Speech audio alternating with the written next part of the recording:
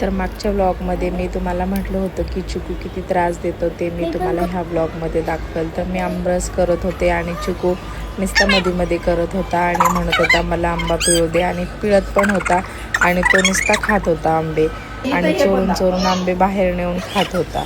तर तुम्ही बघू शकता तो मला किती त्रास देत होता ते. आणि मस्त आमरस वगैरे पिला आणि मस्त नुसता म्हणत होता खूप यमी झाला आहे, खूप यमी झाला आहे. आणि आज मी फर्स्ट टाईम पुरणपोळी केली आहे. तर तुम्ही बघू शकता माझी पुरणपोळी कशी झाली, मस्त छान फुगली आहे. मला खूप आनंद झाला की माझी पुरणपोळी इतकी छान फुगली. तर तुम्ही बघा माझी पुरणपोळी कशी झाली आहे. मग देवाची पूजा वगैरे केली आणि मग वहिनींनी पण नैवेद्य वगैरे दाखवला आणि मग त्याच्यानंतर सर्व काही झालं. मग त्यांनी जेवण वगैरे केलं आणि मग मी माझ्या घरी निघाले.